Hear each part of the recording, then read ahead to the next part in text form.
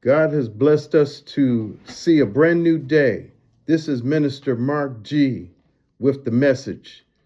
Today in Profiles in Black History, I will talk about Madam C.J. Walker, 1867 to 1919, followed by the message titled, Let's Be Kind to One Another. Born Sarah Breedlove on December the 23rd, 1867, on a cotton plantation in Delta, Louisiana. Madam C.J. Walker rose from humble beginnings to become one of America's first self-made female millionaires.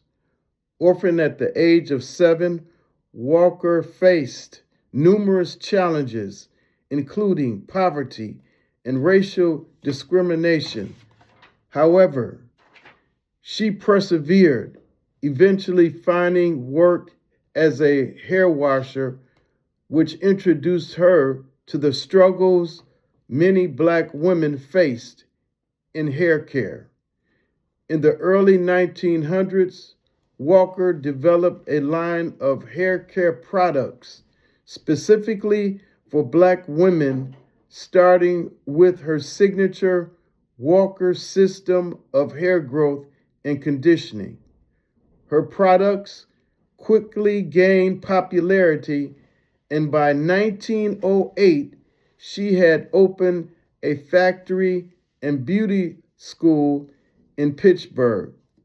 Her main headquarters was located in Indianapolis, which included a hair salon, beauty school, and laboratory. Madam C.J. Walker's legacy lives on in the beauty industry, but also as a trailblazer who opened doors for generations of Black women, entrepreneurs. The message this week, during this Christmas holiday, the message is taken from Ephesians 4:32 that says, And be ye kind one to another, tender-hearted, forgiving one another, even as God, for Christ's sake, has forgiven you. During this Christmas season, we have seen this administration display unkind and cruel behavior.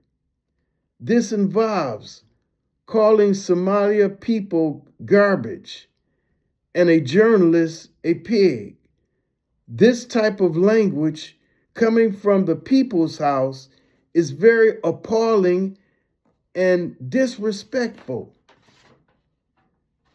People need to learn the biblical meaning of kindness through a life of selfless service, having compassion toward all people. That's what Christ did. Reaching out to help the marginalized, sick, and needy. Jesus was moved by his compassion to heal individuals with different challenges, like leprosy in Matthew 8, verses 1-4, blindness in Matthew 9, verses 27-31, and bleeding disorders in Luke chapter 8.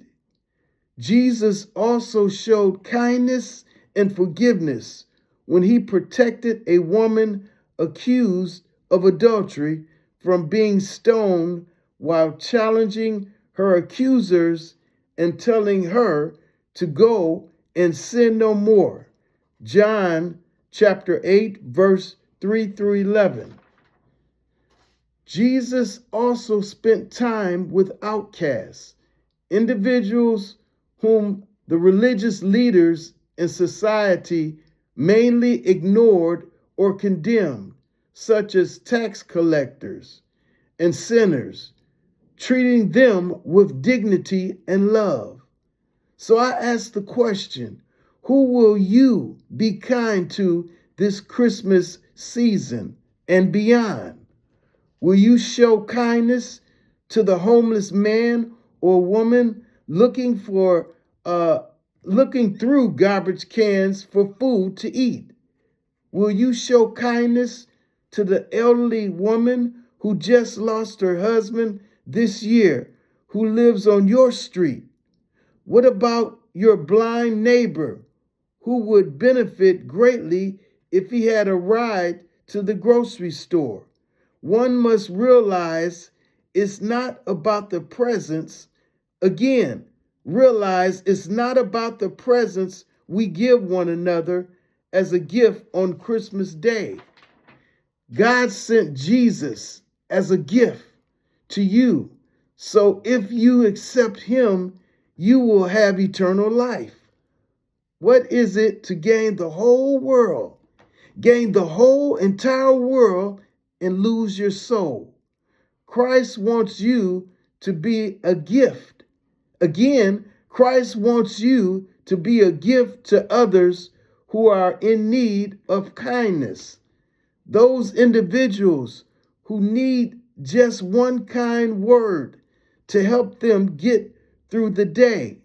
One kind word that will give them hope. One kind word that will give them joy. One kind word that will give them peace. Please, please, this holiday season, give the gift of kindness. Give yourself.